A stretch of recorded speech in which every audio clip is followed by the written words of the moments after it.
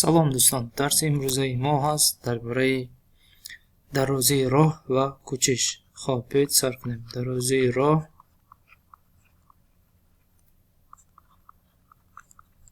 ва кӯчиш.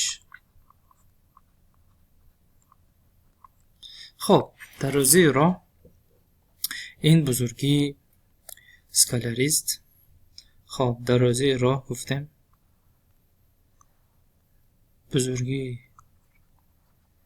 бузургии скалярист. скаляри. хоб, кӯчиш бошад бузургии векторист.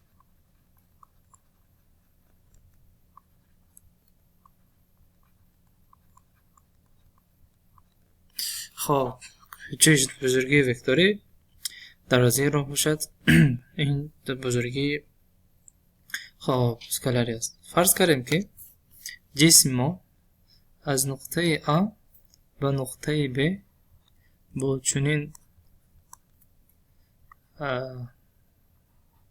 аз нуқтаи А ба нуқтаи Б бо чунин масир ҳаракат мекунад.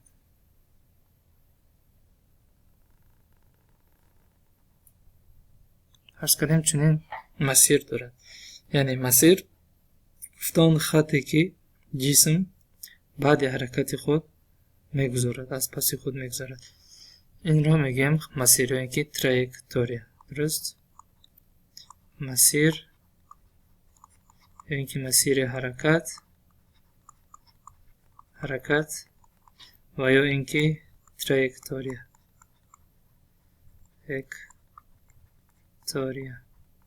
низ мегӯянд. хоб, анакун биёед дар ин ҷо ин ду бузургиро ёбем. хоб, одатан дарозии роҳро ишорат мекунем бо L ва кӯчишро бошад бо S. ҳар дуи онҳо бузургии якхела доранд, бузургии чинаки якхела доранд. онҳо метр ё ин ки километр ва ё ин ки дигар воҳиди ченак мисли детиметр, сантиметр ва ғайра. хоб, анакун биёед таърифи дарозии роҳро диҳем. хоб, дарозии роҳ ин дарозии масири ҳаракат аст. дуруст? роҳ ё ин ки дарозии роҳ ин дарозии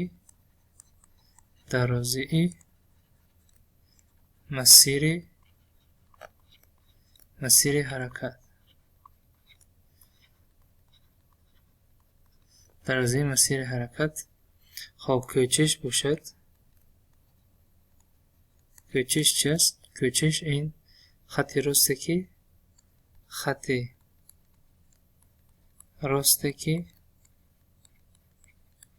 нуқтаи аввала ва охираи ҷисмро мепайвандад.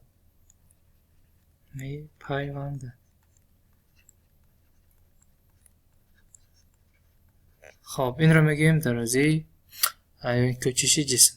хоб, анакун аз рӯи таърифи дарозии роҳ гуфтем ин чи аст? дарозии масири ҳаракат. яъне ин хати каҷе ки мебинем, дарозии анамии хати каҷ мешавад дарозии роҳ. дуруст? хоб, анакнун кӯчиш бошад. кӯчиши ҷисм чӣ гуна мешавад? кӯчиши ҷисм гуфтем ин хати ростест ки нуқтаи аввала ва охираи ҷисмро пайваст мекунад. хоб, мо бояд нуқтаи аввала ва охираи ҷисмро чикор кунем? пайваст кунем. хоб, биёед нуқтаи аввала аст ва нуқтаи охираи ҷисм мебарем, пайваст мекунем. хоб, ана ин хат мешавад дарозии кӯчиши ҷисм. аз сабаби он ки кӯчиш дарозии бузургии векторист, мо бояд бо чунин тир нишон диҳем ки ин тир масири ба кадом тараф ҳаракат кардани ҷисмро нишон медиҳад. хоб, ин мешавад кӯчиш, дарозии кӯчиши ҷисм. хоб, фарз кардем ки мисол جسم فرض کردیم که جسم از نقطه A به نقطه B راست به طرف شمال حرکت کرد و بعدا به نقطه فرض کردیم که O آمد. حالا از نقطه A به نقطه B چنین و بعدا نقطه A آمد.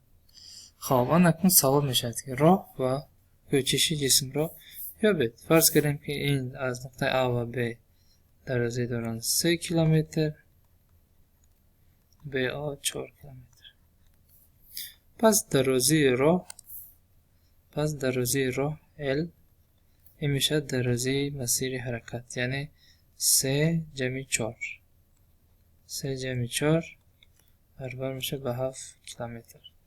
خب برای یافتن درازی کوچش ما باید اول چیکار کنیم؟ ما باید اول درازی نقطه اوله و آخر جسم را پای وصل کنیم. درست؟ خب بیایید نقطه اوله و آخر جسم را پای وصل کنیم. خب میشود این. خب اکنون با تیر نشان بدهیم سمت حرکت جسم را. این میشود درازی کوچش جسم. درست؟ خب اکنون این که درازی کوچش جسم باشد، ما در اینجا چی رو میبینیم؟ سه‌کنجه راست‌کنجه. پس برای یافتن S که در اینجا هیپوتنوز سه‌کنجه راست‌کنجه است، تئورم پیثاگور استفاده میبریم. پس S در کوادرات برابر است به طرف‌های سومه کوادرات‌های این طرف‌ها 3 در کوادرات بسی 4 در کوادرات. پس S در کوادرات میشود 3 در کوادرات 9 جمع 4 در کوادرات 16 برابر است به 25.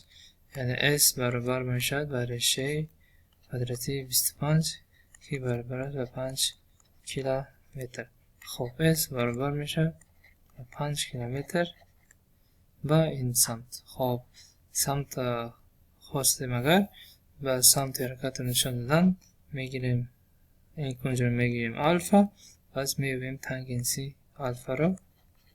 تانگنس الفا از روی قاعده تانگنس برابر است به کتت مقابل کنج خوابیده بر کتت با کنج چسبیده. خب 4 تقسیم 4 کیلومتر تقسیم 3 کیلومتر. پس الفا می شود ارک تانگنسی